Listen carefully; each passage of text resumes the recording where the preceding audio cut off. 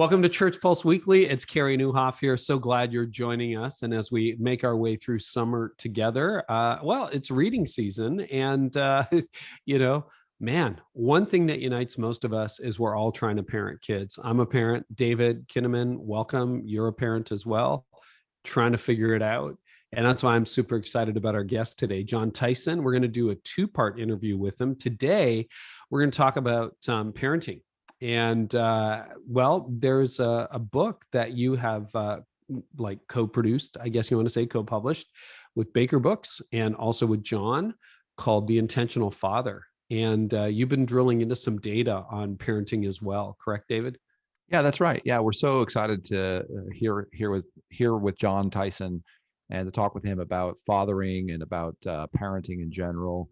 And just a little bit of a backstory as we will bring him in here in a few minutes. But Jon's been such a good friend for many years. And one of the areas we've had a deep friendship is around raising our children, especially raising sons. He's a few years older than, his son is a few years older than my son. Nate just turned 21, Jon's son, and my son is just about to turn 17. And so I've just had so many rich conversations with Jon through the years about what he had done with his son. Which we'll hear a little bit more about today. But eventually we talked about working on a book. And so The Intentional Father is a Baker book coming out in the Barna line. And Jon is the author of that book. It'll be coming out in mid-August. And we've got research in there. It's very similar to the TechWise Family, which we did with Andy Crouch. Where it's a Barna line book. We've got data and insights and some other things, and then Jon's the author of the book. But so excited to have Jon today, and we'll talk a little about some of the things that we're learning in the research and just the importance of fathering throughout today's podcast.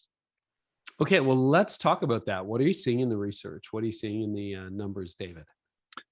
Well, a couple different things. One is, you won't be surprised by some of these findings, but the impact of a father and their relationship on children is pretty pronounced. Christian men who report a positive relationship with their father when they were growing up are considerably more likely to say they're very satisfied with their relationship with their own child. So that's 53% compared to 42% of those whose relationship with their father was not positive. Now, I actually think that it's a big difference, but it's not as big of a difference as I would have expected. But even sort of another data point that we found in the research was that Christian men who report having a confidant other than their partner or spouse are twice as likely to report being very satisfied in their area of fatherhood compared to those who have no such confidant. So that's a huge difference, 55% versus 28%. And I think that's a lot of, we'll dive into some of this with Jon, but there's this thesis at work in Jon's writing that, this opportunity to help raise our own children, our own sons, but also doing that in the context of other Christian men and Christian families and the Christian community is so important. We don't just do this alone, which has been my story of my friendship with Jon. I'm a much better father. My relationship with all my kids, and especially with my son, is so much stronger because of my friendship with Jon. Well, that gets into the tendency I've seen in a lot of men, having pastored myself for a couple of decades, of being isolated, alone, and really not talking to anybody. And even if they have friends, they're the kind of friends you go golfing with, or do something on the weekend with, or go watch football with, but you don't really talk about that. I wonder if that's there. I think there was a third data point you wanted to share too before we invite Jon in. Well, I think the point I'll just make is that I am thrilled with the opportunity to partner with Jon on presenting this book in whatever way Barna can contribute its efforts, both in terms of the research we did for the book, to whatever extent we can put any kind of spotlight on Jon's work and his heart for parenting and for fatherhood. I think we're facing a real crisis of raising young men, and we'll talk a little about that with Jon here in a few minutes. But the opportunity to really shape a generation of young people, especially young men, is critical for the church. And I had the privilege of writing the foreword for this book because it is so personal to me, about my relationship with my son. But I noticed that there's only two people that I've ever talked to as Christian leaders who say they feel like their efforts with their kids, and especially with their sons, that they crushed it, that they made the right set of decisions and priorities. One is a pastor of mine, which is amazing. Britt Merrick, just a great friend. And again, it said it without any kind of like, pride. It was just like, hey, I just made the decision that I was going to disciple my son. And the other's Jon Tyson. And so, out of all the people I've met, it's like they're great parents, a lot of great people. We're all working our very best at being good, moms and dads. But I think Jon's heart, his intentionality about raising his son Nate is incredible, and so I just can't wait for us to get into the conversation with him. I'm excited. Jon, why don't you join us? For those of you, a lot of you know Jon. He is a pastor and church planter in New York City, originally from Adelaide, Australia. He moved to the US over 2 decades ago with a real passion to see renewal in the Western church. Currently serves, I should say, as lead pastor at Church of the City in New York, and is the author of various books, including, well, his latest, The Intentional Father. Jon, welcome. Fellas, how's it going? Thank you for having me on the show. It's great to chat with you guys. It's always good, Jon. It always is good. So let's talk about your book. What did inspire you to write it? Because that is a rather like bold thing to say, hey, here, I'm going to put it out there. This is what you do with your kids, and you've seen some success. So what inspired you to write the book? Well, yeah, so it's funny. My comments to David were obviously interpersonal, not like, hey, I'd like to sort of put myself forward as the spokesman of generation. It was just kind of like, how are you doing with parenting? And I was like, look, man, I think like this is the one thing I've gotten right in my life. The roots of that basically come down to my own story. My grandfather was a sort of a prestigious missionary in India, and a very dramatic supernatural ministry. Sort of like the miracles of Bethel with none of the controversy in India. And he was that old school sort of British missionary that just dumped your kids and family in boarding school. And, if you don't hate your family, you're not worthy of me. And so my dad grew up with a very godly dad with a massive blind spot around the issue of parenting. And my dad told me that when he was younger, when he was at boarding school, he had a sleepwalking condition that he developed where they would find him in his sleep trying to find his family. And so like deep, profound sort of like wounding in my father's heart. My dad did his best, and he did like 1,000x better than my grandfather did for him. But when it came time for me to have my own son, I realized, even though my dad has done a lot to make up with some of the generational wounding, there's still like a lack of equipping I don't have. And faced with the complexities of what was happening culturally, a lot of the things that young men are exposed to and have to navigate in this particular moment, hearing in the doctor's office when they said, you want to know if it's a boy or a girl, and hearing it's a boy, it just like, it filled me with the fear of God. And so the origins are personal. Like, I want to get this right, and I don't have the tools. On a secondary note, which was a huge catalyst for actually like writing this book and sort of developing the curriculum that goes behind it, I was a youth pastor quite a while back, but I was assigned to do campus outreach, which is basically Bible studies, on campus, interacting with lost kids and all the rest of it. And in the time I was doing that, I kept bumping into a certain kind of kid, just different than all the other students I was meeting. And so I probed around a little bit, and I realized all these kids I was meeting were Mormons. And so I was just intrigued at what was different with Mormons and all the evangelical and Catholic kids I was interacting with. So I met with the local Mormon stake leader, and he basically said to me, well, here's our process of developing Mormon young people. They do a thing called seminary, where in high school, for 1 hour before school every day, the kids, study the Old Testament, the New Testament, Doctrine and Covenants, Pearl of Great Price. Then they study the Book of Mormon. They're given a priesthood. Men, like young men, have hands laid on them. They're handed a priesthood they have to steward with spiritual authority. Then they're sent on a 2-year mission to see if God's real and extend his kingdom to the ends of the earth. And then I just started to think to myself, my gosh, we have nothing like that to raise our young men. In fact, if I said, hey, I want to do an hour formational Bible study every day before high school, parents would resist and say, this is a cold, this is too much, this is extreme. Now, if I had to do 2-a-day sports practices, that would be like completely normal. But the idea of doing that would be a ton of resistance. So I just realized we have lost in the Western Christian tradition any rites of passage or formational pathway to help our young people grow into adulthood in a healthy way. And so I realized I'm probably going to have to try and find that. And if I can't find it, make it. So it led to a whole bunch of reading around men's ministry, formation, rites of passage, and all the rest of it. And I basically tried to curate the big ideas into a tangible way to raise my son. So it was based on my own family story, what I observed in other traditions formation, a realization we didn't have it, and a desire to get that right. So a lot of reading, and then I laid it out, designed it, built a blueprint, and then took my son through it over the course of 6 years.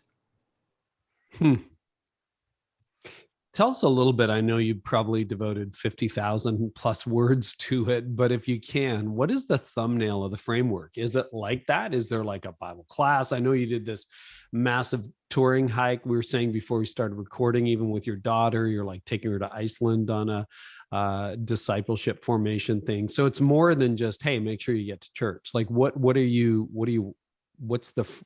genesis, the framework? The basic overview is what I would describe as 4 movements. So movement number 1 is preparation. So before you raise your children, you've got to come to terms with your own brokenness and also the gifts and strengths that you have to impart. So there's a season of preparation where you understand family dynamics, family blessing, family wounds.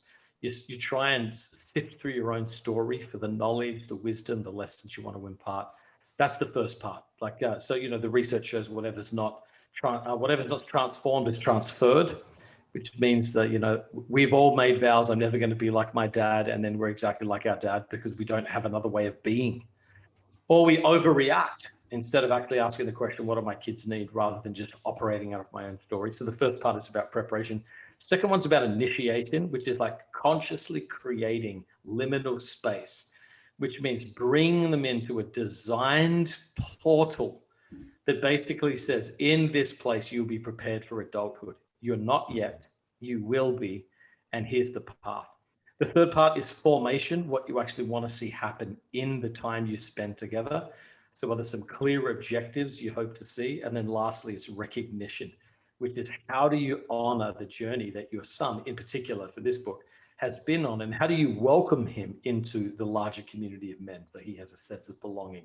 It doesn't end up, as you talked about earlier, a man who is like isolated and doesn't have any community that he can pour himself into. How do we create that larger movement of men and be able to bring him into it? So that's it. It's 4 movements.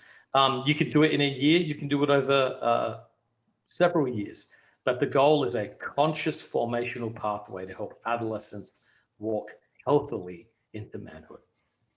I think one of the things I observed early on in our discussions and my friendship with Jon was, again, the intentionality. And I've heard Jon talk about this before, that, we as human beings, we create pretty intimate plans, pretty intricate plans about, our educational path, our vocational path, our vacations, our retirement plans.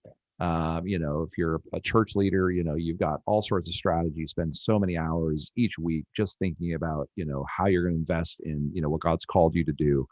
And, I think the intentionality, and you can sort of take any of these, going through the book or going through, various pieces of this idea, this thesis of how to be an intentional father. You don't have to do every aspect of it, but there's a sense of like, let's at least devote more specific, intentionality to the planning that we give to so many other parts of our lives. And what could be more important than to raising our sons and daughters into that kind of vision. And so Jon's thinking and work on this is incredible, and it's been such a privilege to learn alongside him. Well, one thing you say that I think is important. So the book opens by talking about 5 kinds of dads. And so let me just run through those super quick, because I think you sort of get what I'm after. Even if you don't like the methodology, I think you get the importance of the idea. So basically, so there's 5 kinds of dads. They're alliterated for the sake of memory. The first one is an irresponsible dad, and not to be graphic, it's almost like sperm donor. Gets the mum pregnant, has the kid, but just bails. And I don't want to say that disparagingly. There could be like tremendous personal brokenness. He doesn't have the capacity, dealing with overwhelming circumstances, but it's just completely irresponsible, fails to recognize you've brought an image bearer of God onto planet Earth. The second kind of dad is an ignorant dad, which is someone who just doesn't have a clue how to do it. And with some sort of help and coaching could get better, but at the moment, just like my dad didn't help me. I don't know how to, I'm just going to wing this thing. The third thing is the inconsistent dad. And these dads tend to do a lot of damage. They're in one week, they're out the next week. They have corn ambitions. They're not making a permanent, stable choice to their family. Each opportunity makes them reevaluate how committed they are to their kids as a priority. The fourth kind's the involved dad, which is I think our culture's vision of a good dad: goes to the game, has the sex talk, shows up when needed, that sort of thing. And having an involved dad is a gift. But I think there's a lesson above that, and that's being an intentional father. And the difference between an involved dad and an intentional father is the intentional father says, who is the child that God has given me? What is his gifts, calling, personality, and help. You're not just trying to get your kid through life with general wisdom.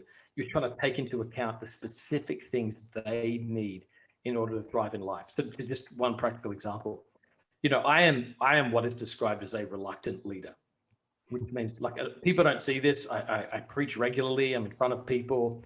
I'm not nervous about being in front of people or whatever, but it's just, our church would say, our leaders would say this: you don't have to drag Jon off the stage. You have to push him onto it.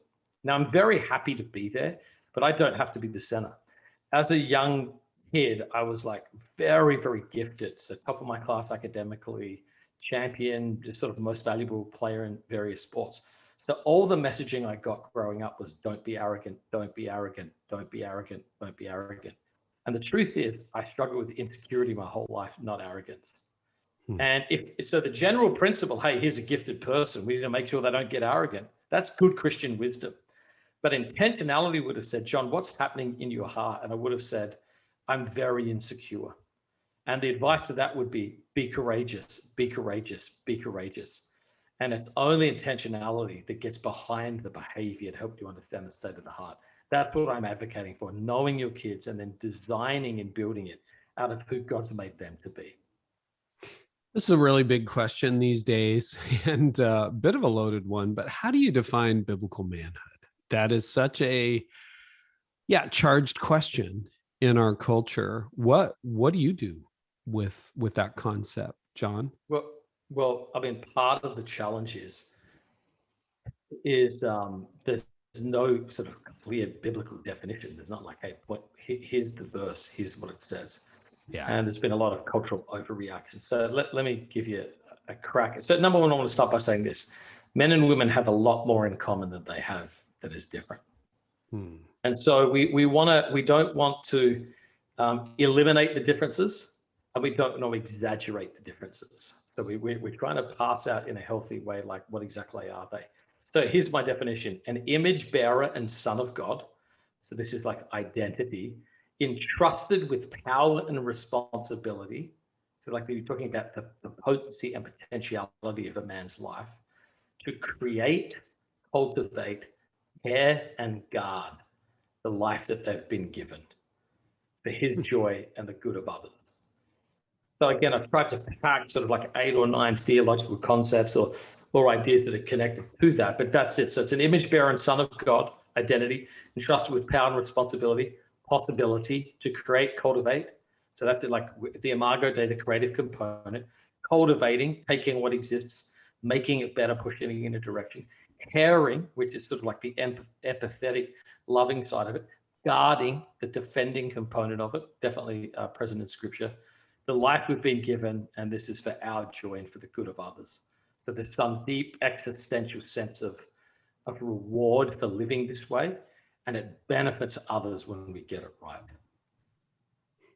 What are some of the unique challenges? Because most of the people listening to this podcast are pastors, or they work for a church or in leadership at the church. But, having had a grandfather who was a pastor, then also parenting your own son, what are some of the unique challenges for pastors who are dads raising boys? Well, I mean, part of it is this the pressure of scheduling. A lot of pastors feel overwhelmed, particularly in a moment like this. And then there's always like the image sort of component, So I tell pastors all the time, here's what it is. If your kids grow up and want to serve God, it's damned if you do, damned if you don't. Because if they don't go into ministry, people say, well, why is your kid more interested in the things of God? You're a pastor. And then if they do go into ministry, they say, this is nepotism. He's only there because of whatever. So there is that tension. I think a lot of pastors certainly feel that. I think the biggest one is that people expect our kids, we've got an over-realized psychology in our parenting. Our kids are saints. They can be perfect. They will be fine. All young people are wrestling with like the various energies they have to steward. They're trying to figure out their morality, their sexuality, their vocation, a sense of home, how to differentiate. Their bodies are filling with chemicals and hormones, producing all these changes. There's so much happening in the heart of a young man. It doesn't matter if you follow Jesus or you don't follow Jesus. You're going to figure out how to deal with those things. They're confusing. They take time to navigate. They require a good relationship, a lot of patience, and a lot of grace. And a lot of people don't extend that to pastors' kids. They don't extend that to them. And so there's like a disproportionate amount of pressure. And so, I think it's maybe our responsibility as pastors and leaders is to push some of that pressure off. Yeah, I was going to say, normalize adolescence. What would you say to the pastor who says, you're absolutely right, I feel all that pressure, so do my kids. How do I get out of that? Like, how do I even begin to have a more normal, intentional relationship with my kids that's more open and transparent? Particularly because, if your teenager happens to be human, there's probably some things that you're not going to be really happy about other people finding out about. Well, I mean, part of it is your own leadership. Yeah. Like your own leadership style. And so, all leaders are trying to basically guard their kids from the drama of the church and bring them into the best of it. Like that's what a good pastor is doing. Mm-hmm. And so I think like that has to be manifest in your leadership style. I think, maybe perhaps some of the ways you're honest about your stories, you're not oversharing, and it's not false vulnerability, but you say, hey, look, you remember what it was like to be young. And, here was my story as a teenager. I struggled tremendously to get my life together. Even after I was a follower of Jesus, I had all of these like ungodly habits and traits that I had to sort of have happen with the process of sanctification. So I think we just normalize struggle and sanctification, and we're really honest about it. If you build a culture of grace in your church, that should bleed into how people treat your family as well. And and then I think being honest. David, looks like you're leaning in here. My dad's a pastor of a church, has been a pastor for many years in Phoenix, and I think he did a pretty great job. Just a hero of mine. I think he did such a good job of being the same person in the church and at home, and he kept great boundaries of 2-day weekends and long vacations. It was before cell phones and social media and all the pressures that I think modern ministry can bring. But I remember him depressurizing certain things, even including things like, hey, you don't have to go to church at every single choice, like every single opportunity. But I do remember one time leaving a church service early. we sort of slipped out the back, and he was like, you don't have to come, but you can't leave early. It's like here's the ways. He was very clear about kind of what his expectations were and how he sort of protected the family. I remember people showing up at the house to be counseled, and they said, this is my home, and you can schedule time, but you can't just show up. And so he had great boundaries. I still think that for all pastors' kids, we're sort of socialized in that world, and a lot of the counseling many listeners will know, my wife passed away last year, doing a lot of therapy, a lot of counseling, a lot of thinking about who I am, where I'm going. The loss of my wife has been pretty devastating. And it causes you to look at a lot of different things. And one of them is like, hey, growing up in a pastor's home, I was sort of socialized in the church foyer. I was sort of almost like, even though I'm the firstborn, I'm like a middle child in the sense of trying to always be a peacemaker across a variety of different people, constituencies, whatever, right? Like I sort of see some of those things. So I think being attentive to each child, my dad did a great job. And still growing up in that pressure cooker of being in the fishbowl, starting to date people when I was, 14, 15, 16 years old, I was like, who's Pastor Gary's son going to be dating? And I was like, it's very, very challenging. And again, I think I came through that pretty well, but so many difficulties. So I think this question of being really, really careful and attentive and giving the hours and giving the time to the heart of who God has created, your children to be. My friendship with Zach, it's like my just laying down next to him at night and just, finding these moments where he just wants to talk and, not having like an agenda. It's been one of the big things the Holy Spirit's been working on with me is just like, just letting space be between Zach and me and letting him, see the relational intimacy and like trying to understand who he is. And so anyway, just a few observations hearing this conversation progress. One practical thing that is a dynamic my kids requested, perhaps connected to this. You and me, probably all three of us actually parented the majority of our stuff without we certainly weren't living in a world where our parents were posting about us on social media. No. And I think one of the things that I remember both my son and my daughter came up to me very clearly when they were younger and they said, please don't put things on social media, Dad. Like strangers come up to me at church and they say, hey, I saw you guys around in Pennsylvania at the cabin. Did you have a good weekend? And she's like, that felt very weird to me that strangers I didn't know knew intimate details about my life. And so I remember once Nate said to me, Dad, can you please not be on Instagram anymore because I feel like it's distracting from our relationship. So if you look at my Instagram timeline, there's no reason anyone would do this, but like there's a gap of years in it where I just basically got off Instagram and didn't post anything for years so I could prioritize being present with my kids. And I only got back on it when they said, we'd like to be on social media now and it's okay if you go back on it.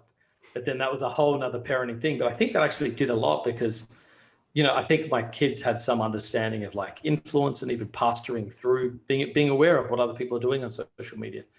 But me saying, hey, I'm going to get off it and it's going to be private was something I think that really connected. It's such a good point because, my kids are in their mid to late 20s now. And so they were raised pre-social media in their formative years. But even since that's become a thing, when it was first starting, I posted pretty liberally about families. And then it became clear that every time I posted about my kids, somebody would follow them that they didn't know. And it just became to the point where you rarely see my family on my feed anymore. And that's just because I think there's some moments that are just family and they're just personal.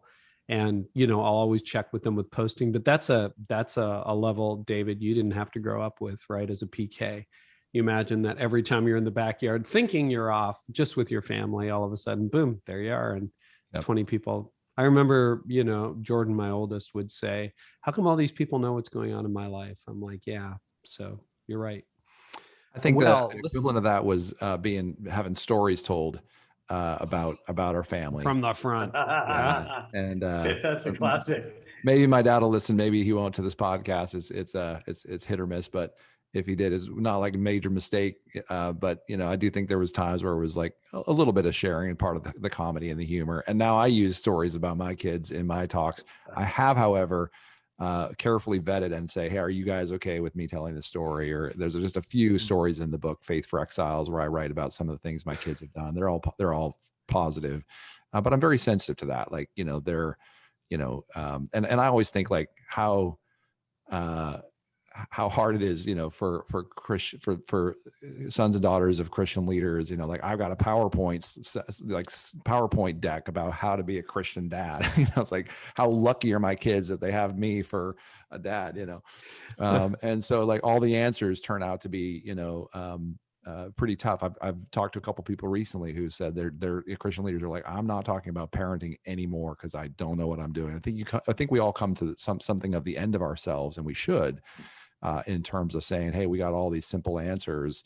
And I think that's, again, another thing I really commend this project, The Intentional Father, to you as readers and as leaders, because it's not so much like, here's all the 15 conversations you need to have, or the simple answers to these things, but really more of a way of framing how you start to think about creating the space to understand, know, and develop, your kids. And I think that's such a different perspective.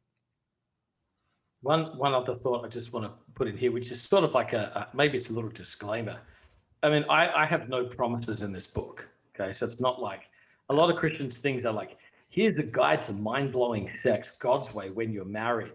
Like, like this, we basically turn God into a genie who serves all of our needs. And there's no God is the genie with your kids, And so the book is not designed to be like, here's a promise that how to build a godly, humble, non-toxic man for the sake of Western culture. No, it's not. It's not really about that. It's more about like, I love you, son. And I know these years are a confusing mess. And there's so many things that you're struggling to get together. And I want to know, I love you, and I want to help you walk through this with some wisdom. And probably the most meaningful moment in my entire multi-year journey with my son, one morning we're up, and I put all this on a whiteboard, like, here's the overview, here's the map, like, here's where we're going to spend our time. And my son just asked me, he said, when did you go through this with Papa? And I said, I didn't go through this with Papa. And sort of like alluding to the thing behind me, which was on the wall, he said, well, where did all this come from? And I said, well, mate, I've designed this for you. He said, this all came out of your head?